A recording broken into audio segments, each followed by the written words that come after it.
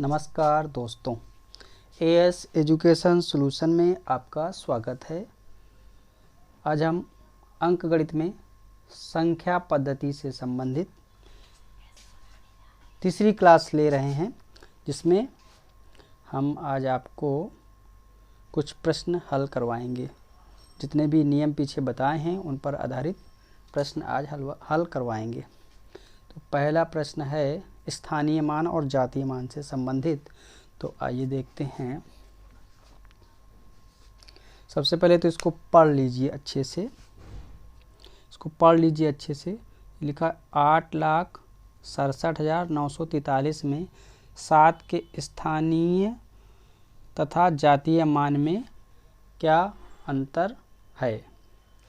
तो आपको याद होगा, स्थानीय मान स्थान के आधार पर होता है और जातीय मान अंक का वही मान होता है जो अंक स्वयं होता है।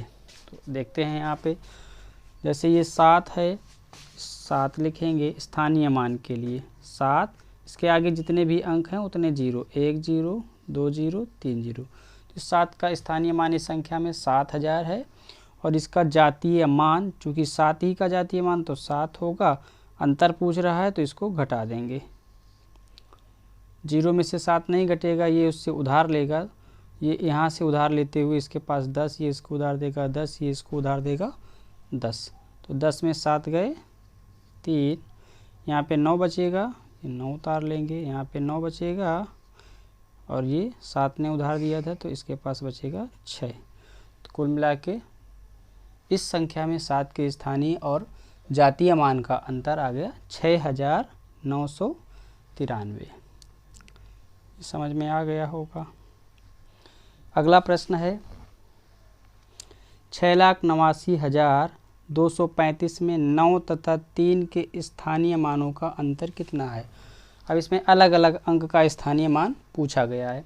इसमें 9 का स्थानीय मान बिल्कुल इसी तरह से लिखेंगे, 9 बनाएंगे। यहाँ पे आगे 3 अंक हैं तो 3 0, यानी 9 का स्थानीय मान इस संख्या में 9000 है। और 3 का स्थानीय मान ये 3 है, इसको 3 बनाएंगे, 5 1 अंक है तो 0। तो यहाँ पे इस संख्या में 3 का स्थानीय मान 30 है। अंतर पूछ रहा है, ऐसे घटा देंगे। 0 10 में से 3 गया 7, यहाँ पे 9 बचेगा और यहाँ पे 6 बचेगा। तो कुल मिला के 6,970 आ गया। अगला प्रश्न है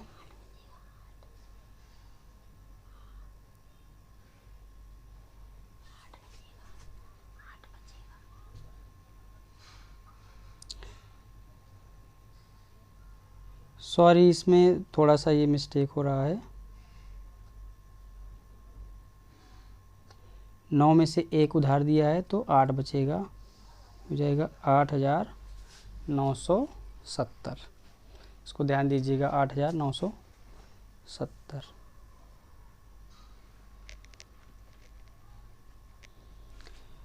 प्रश्न 3। अगला प्रश्न है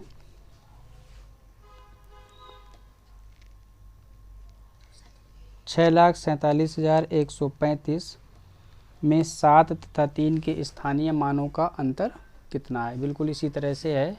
7 और 3 के स्थानीय मान, तो 7 का स्थानीय मान यहाँ पे हो जाएगा 7,000 और 3 का स्थानीय मान बिल्कुल उसी तरह से 30। अंतर निकालना है, माइनस कर देंगे। 0 7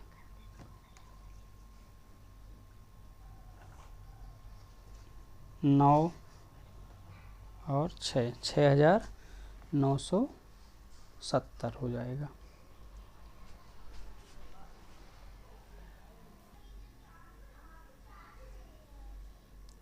अगला प्रश्न है सबसे छोटी अभाज्य संख्या कौन सी है। दोस्तों, पिछली क्लास में हमने आपको अभाज्य संख्याओं के बारे में पढ़ाया था, तो आपको याद होगा सबसे छोटी अभाज्य संख्या कौन सी है। सबसे छोटी अभाज्य संख्या होती है 2। तो इसका सी सही है। आगे 70 से छोटी अभाज्य संख्याएं कितनी हैं। तो अभी पिछले क्लास में ही हमने पढ़ाया था 1 से 100 तक की सारी अभाज्य संख्याएं लिखी थी, तो आपको उस वीडियो से देखिएगा, आपको पता चल जाएगा 70 से छोटी कितनी संख्याएं होती हैं। तो इसका उत्तर कमेंट बॉक्स में बताइएगा।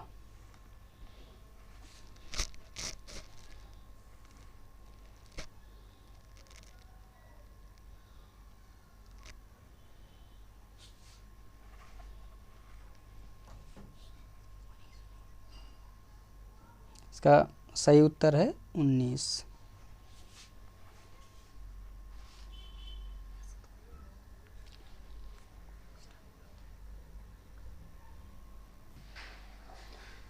अगला प्रश्न है 50 तथा 90 के बीच सभी अभाज्य संख्याओं का योग कितना है? 50 तथा 90 के बीच। तो आइए 50 तथा 90 के बीच की अभाज्य संख्याएं लिखते हैं।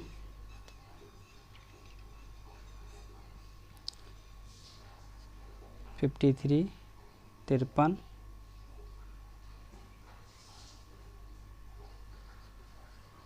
इनका योग करना, तो प्लस लगा के लिख लेते हैं। 61,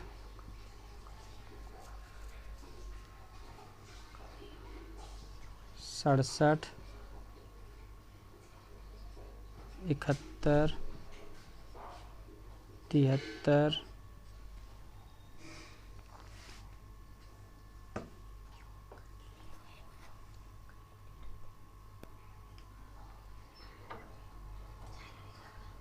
79, 83,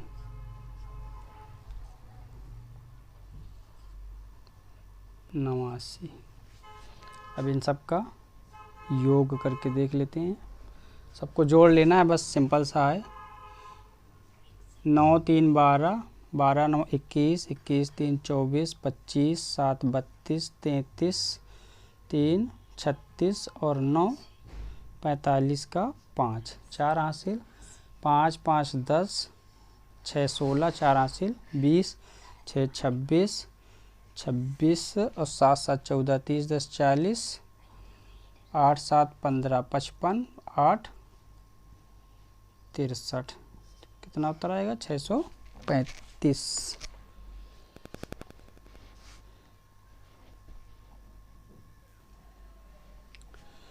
सबसे आगे की जब भी अभाज्य संख्याएं चेक करेंगी तो आपको बताया ही गया था कि 2 केवल ऐसी संख्या है जो सम अभाज्य है।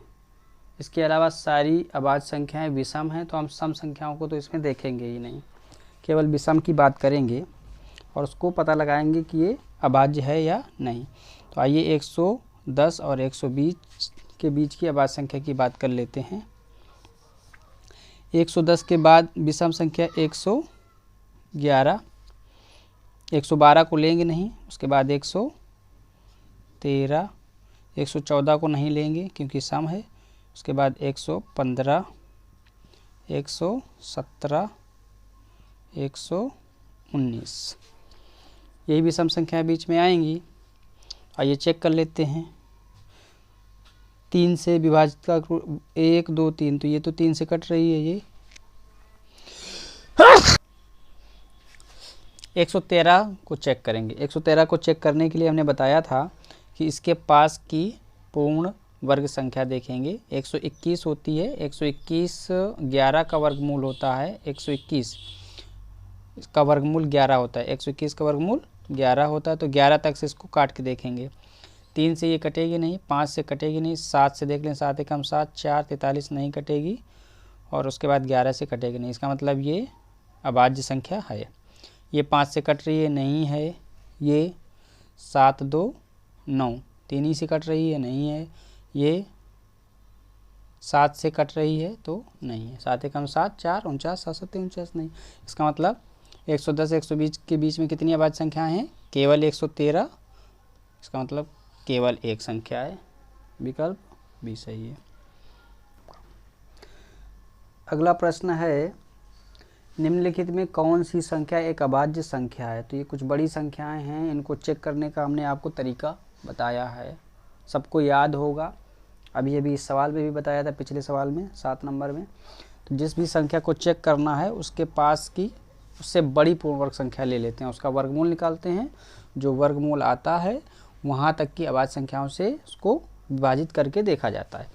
जैसे हम 161 को चेक कर रहे हैं ये अभाज्य है या नहीं, तो 161 के पास की पूर्ण वर्ग संख्या 169 है और 169 का वर्गमूल 13 होता है, तो 13 तक से काट के देखेंगे। 2 से तो ये कटेगी नहीं, 3 से 6 2 8 नहीं कटेगी, 5 से नहीं कटेगी, 7 दूनी 14 2 1 7 त्रिका 21, इसका मतलब ये कट जा रही है, तो ये अभाज्य नहीं होगी।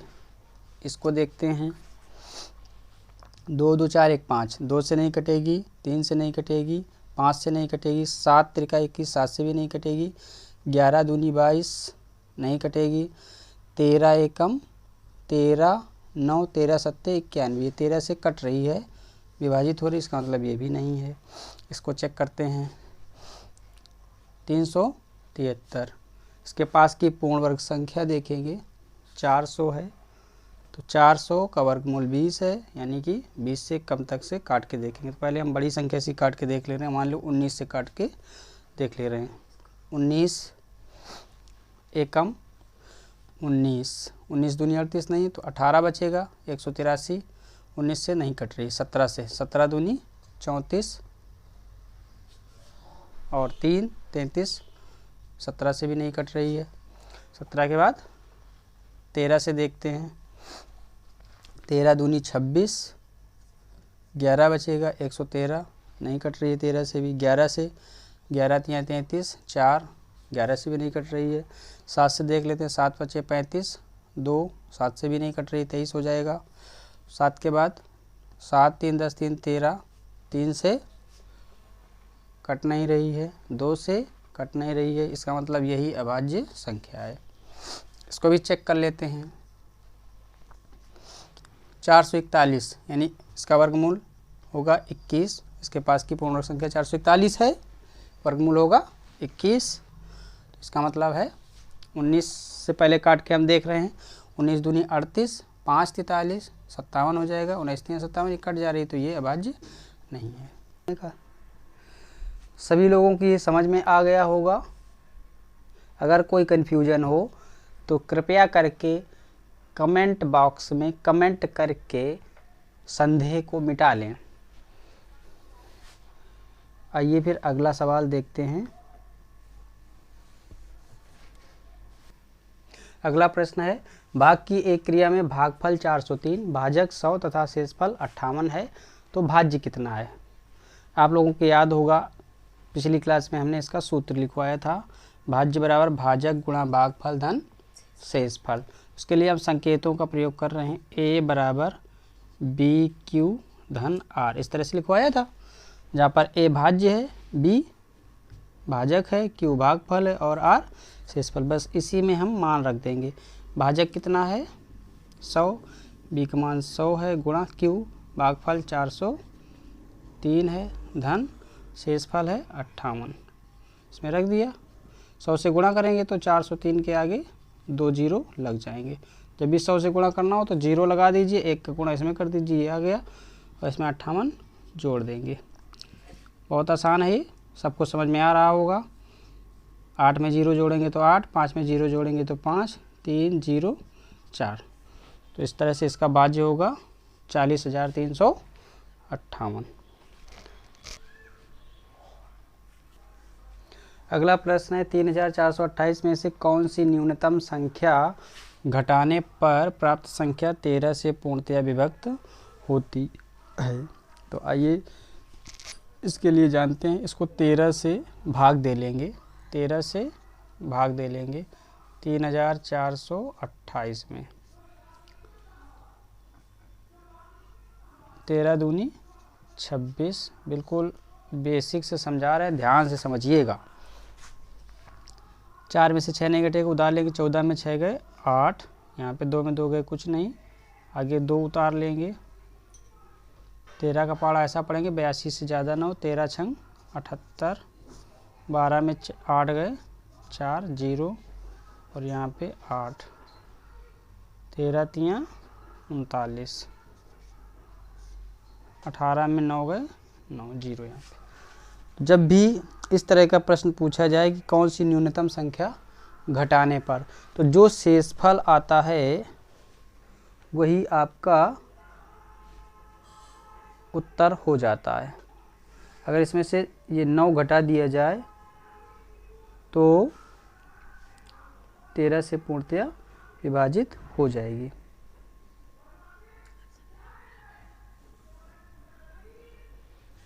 इसमें एक और ऑप्शन ले लेते हैं, इनमें से कोई नहीं, कोई, तो इसका ऑप्शन ई सही होगा, इनमें से कोई नहीं, क्योंकि यहाँ पर शेषफल आ रहा है 9। तो अगर इस संख्या में से 9 घटा दें तो संख्या पूरी 13 से विभाजित हो जाएगी। इसी में एक और बात ध्यान दीजिएगा, जब भी कभी ये बात पूछ दे यहाँ कौन सी संख्या जोड़ने पर, जब ये पूछ दे कौन सी संख्या जोड़ने पर, तो हमेशा जोड़ने पर जब पूछेगा तो भाजक में से शेषफल को घटा लेंगे, जो आएगा वही संख्या जोड़ने पर होगा। ठीक है, इस बात को ध्यान रखिएगा। इस तरह का भी सवाल आएगा तो फिर बताते हैं।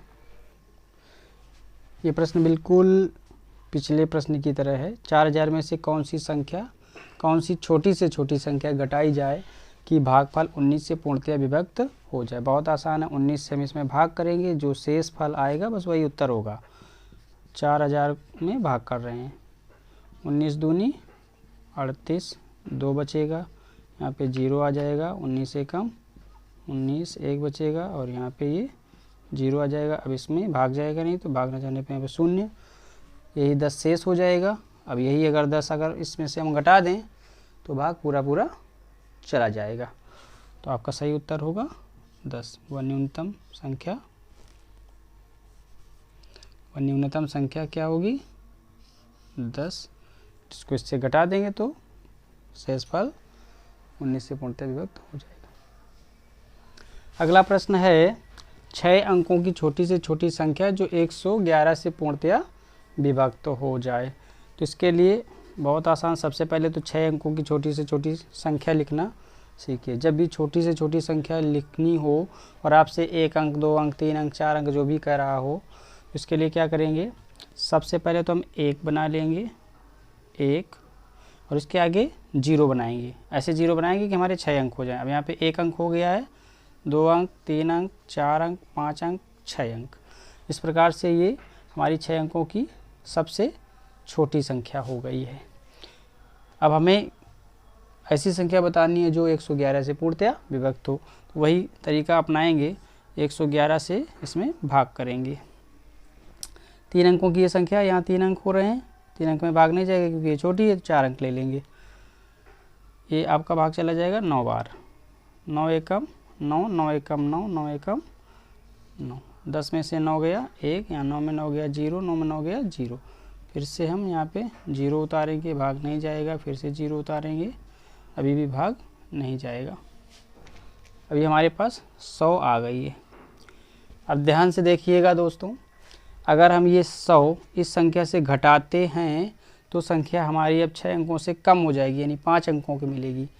तो इसलिए हमें इसमें जोड़ना पड़ेगा, और आपको अभी हमने बताया था जोड़ने के लिए हमेशा भाजक में से शेषफल को घटा के जोड़ा जाता है। यानी भाजक 111 है, इसमें से शेषफल 100 को हम घटा देंगे, बराबर बचेगा 11। तो ये 11 हम इस संख्या में जोड़ेंगे। 6 अंकों की सबसे छोटी संख्या कौन सी थी? 1 लाख। 1 लाख में हम क्या करेंगे, ये 11 जोड़ देंगे।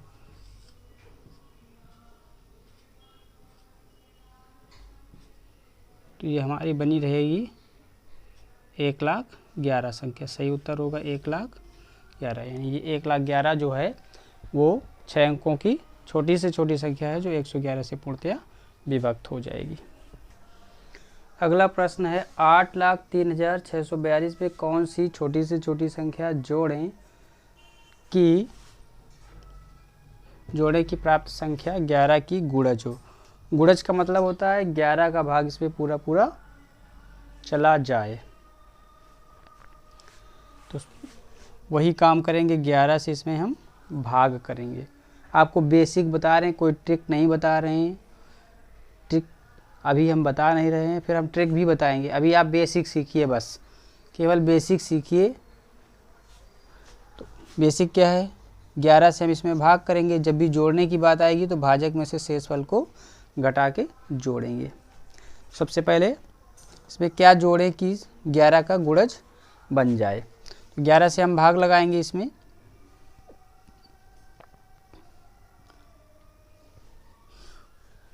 वैसे चाहें तो इसको हम ट्रिक से जो बताए थे उससे भी आप कर सकते हैं, लेकिन अभी हम ऐसे पूरा बता रहे हैं।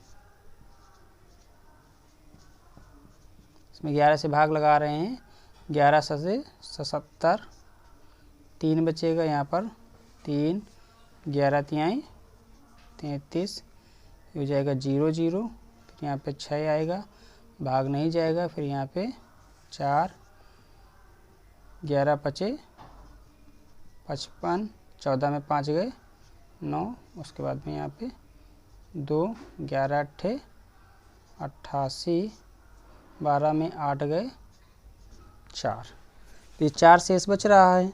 यहाँ पर अगर घटाने की बात होती तो 4 घटा देते, लेकिन हमसे पूछ रहा है जोड़ने के लिए, जोड़ने के लिए पूछ रहा है। तो हम जोड़ने के लिए अभी आपको बताया था, भाजक में से शेषफल को घटा देते हैं। 11 में से 4 को घटा देंगे, बराबर कितना आ जाएगा 7। भाजक में से शेषफल को घटा देते हैं, कितना आ जाएगा 7। तो पूछ रहा है कौन छोटी छोटी संख्या जोड़ें, तो हमें क्या जोड़ना होगा 7। ठीक है, समझ में आ गया। अगला प्रश्न है 3 अंकों की छोटी से छोटी संख्या जो 14 से विभक्त हो। सबसे पहले 3 अंकों की छोटी से छोटी संख्या लिखेंगे। 1, इसके लिए हमने बताया 1 बना के आगे 0 बनाएंगे, तो 1 अंक हो गया, 2 अंक, 3 अंक, ये छोटी से छोटी संख्या है 14 से जो विभक्त हो। तो 14 से भाग कर लेंगे, 14 सत्ते 98, 2 बचा। अब अगर हम 2 घटाते हैं तो 3 अंकों से छोटी संख्या आ जाएगी। हमें क्या करना होगा, इसमें जोड़ना होगा। जोड़ने के लिए हमने आपको बताया ही था, भाजक में से शेषफल को घटा के जोड़ते हैं। भाजक 14, उसमें से शेषफल 2, इसको घटाएंगे, 14 में से 2 घटेगा तो 12 बचेगा। इस 12 को इसमें छोटी संख्या में जोड़ देंगे। सबसे छोटी संख्या कौन सी है 3 अंकों की, 100, इसमें ये 12 जोड़ देंगे, ये 112, यानी 3 अंकों की छोटी से छोटी संख्या जो 14 से विभक्त है वो क्या होगी 112 होगी।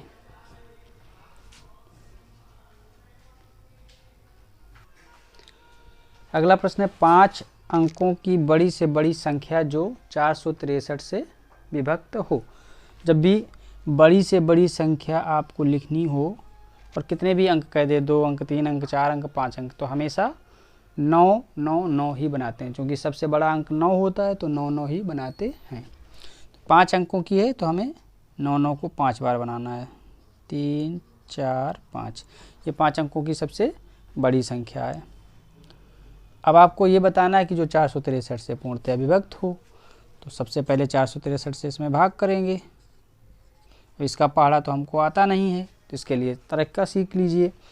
इसमें हमें 4 का पहाड़ा आता है, तो इसमें 3 अंक हैं, अगले 2 अंक छोड़ देंगे। सबसे पहले 3 अंक यहाँ है तो 3 अंक ही यहाँ मिलाएंगे, 1 2 3, ये 2 अंक छोड़ेंगे, ये 2 अंक छोड़ेंगे, 4 का भाग करेंगे 9 में चला जाएगा, 4 एकम 4, 4 दूनी 8, 2 बार जा रहा है 2, हम यहाँ लिखेंगे।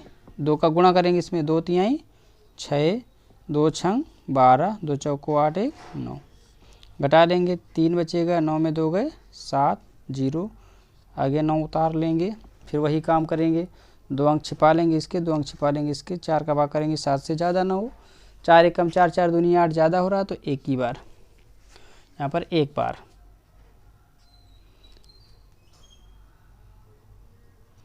एक बार भाग करेंगे। अब 1 का गुणा इसमें करेंगे, 1 तिहाई 3, 1 छक्के 6, 1 चौके 4, घटा लेंगे, 9 में 3 गया 6, अब 3 में 6 नहीं जाएगा 13, 13 में 6 गया 7, 6 में 4 गया 2, अगला वाला 9 फिर से उतार लेंगे। फिर से वही काम करेंगे, यहाँ से 2 अंक छिपा लेंगे, 4 का पहाड़ा ऐसे पढ़ेंगे, 27 से ज़्यादा 9, 4 छंग 24, अब 6 का गुणा जब इसमें करेंगे 3 हासिल ज़्यादा हो जाएगा, तो 6 बार ना जा करके 5 ही बार भाग जाएगा। 5 तिहाई 15, 5 छक्का 30, 1 31, 5 चौको 20, 3 23। अब इसको घटा लेंगे। 9 में से 5 गया 4, 6 में से 1 गया 5, 7 में से 3 गया 4, 2 में से 2 गया 0। कुल मिला के 454 शेष आया है। अब हमें 5 अंकों की बड़ी से बड़ी संख्या बतानी है जो 463 से विभक्त हो। तो हमें अब क्या करना होगा, ये जो शेष बचा इसको संख्या से घटा लेंगे। 5 अंकों की बड़ी से बड़ी संख्या, इसको ध्यान दीजिएगा, जब भी पूर्णतया विभक्त होने वाली संख्या पूछे तो जो शेषफल आता है उसको संख्या से घटा दिया जाता है। शेषफल हमारे पास 454 आया है, 454, इसको क्या करेंगे, घटा देंगे। 9 में से 4 गया 5, 9 में से 5 गया 4, 9 में से 4 गया 5, यहाँ पर 9, यहाँ पर 9, संख्या आ गई हमारी 99,545। अगला प्रश्न है, एक संख्या को क्रमशः 9, 11, 13 से विभक्त करने पर क्रमशः 8, 9, 8 शेष बचते हैं। यदि विभाजकों के क्रम को उलट दिया जाए तो शेष क्या बचेगा? आइए देखते हैं इसको कैसे करेंगे। यहाँ पर हम ऐसे डिवीजन बना ले रहे हैं, ऐसे इधर हम विभक्त करने वाली संख्याएं लिखे ले रहे हैं 9, 11 और 13।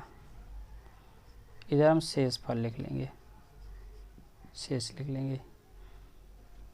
संख्या हमने कोई मान लिए, मान लीजिए a मान लिए। इसमें 9 से a में भाग करेंगे तो भागफल b आ जाएगा, और 11 से b में भाग करेंगे तो भागफल आ जाएगा c।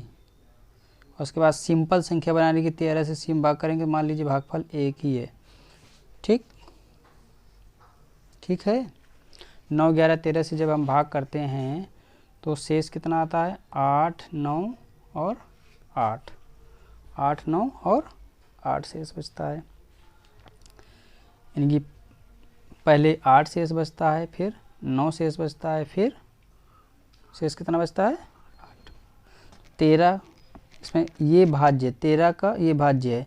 भाज्य बराबर भाजक गुणा भागफल धन शेषफल होता है। भाजक बराबर भाज्य गुणा भागफल धन शेषफल होता है ना। तो इसको देख लीजिए, ऐसे लिख भी देते हैं। यहाँ पर 8, 9 और 8, 13 एकम 13, 13 8, 13 8 21। अब 11 से जब हमने इसमें भाग किया तो ये हो गया भागफल। 11 का गुणा इसमें करेंगे, 11 एकम 11, 11 एकम 11 की 1, और 11 दूनी 22 और 1 23। 231 में 9 जोड़ेंगे तो आ जाएगा 240। अब इसके लिए ये भागफल हो गया, इसका गुणा कर लेंगे। 0, 9 चौको 36, 9 दूनी 18, 3 21। 2160 में 8 जोड़ देंगे हो जाएगा 2168। ठीक, ये बात समझ में आ गई। ये 8, 9, 8 तो हमारे शेष थे। अब हमारे पास संख्या 2168 हो गई है, 2168 ये संख्या है। अब क्या कह रहा है आगे, यदि विभाजकों के क्रम को उलट दिए जाए, यानी 9, 11, 13 की जगह पर हम सबसे पहले भाग किससे करें, 13 से, फिर करें 11 से, और उसके बाद करें 9 से, तो पूछ रहा है शेषफल क्या होंगे। आइए देखते हैं। 13 से भाग करते इसमें, 13 एकम 13, 8 21 होते हैं, 86 हो जाएगा। 13 छंग 78, 8 86 होता है, 88 हो जाएगा। 13 छंग 78, 10 88 होता है, तो शेष कितना बच रहा है इसमें, 10। ठीक है ना। अच्छा, इसमें 13 एकम 13, 13 एकम 13, 8 86 हुआ। 13 छंग 78, 8 88 हुआ। 13 छंग 78 166 बार भाग गया और 10 शेष आया। अब 11 से इसमें भाग कर रहे हैं, 11 एकम 11, 5 56 हो जाएगा। 11 पचे 55, कितना बचा, 1, तो ये 1 शेष आएगा। 9 से इसमें भाग करेंगे, 9 एकम 9, कितना शेष आएगा, 6। तो इस कुल मिलाकर के हमारा जब विभाजकों के क्रम को उलट देंगे तो शेष क्या आएंगे, 10, 1, 6। तो इसका उत्तर है विकल्प सी 10, 1 और 6। समझ में आ गया होगा। बहुत आसान है गणित, अब आपको बहुत आसान लगती रहेगी। कृपया वीडियो को बहुत अच्छे से देखिएगा, पीछे जो भी बताए हैं उसको ध्यान से देखिएगा और इस तरह के प्रश्नों को हल करिएगा। वीडियो पसंद आए तो लाइक, शेयर, कमेंट जरूर किया करिए। धन्यवाद।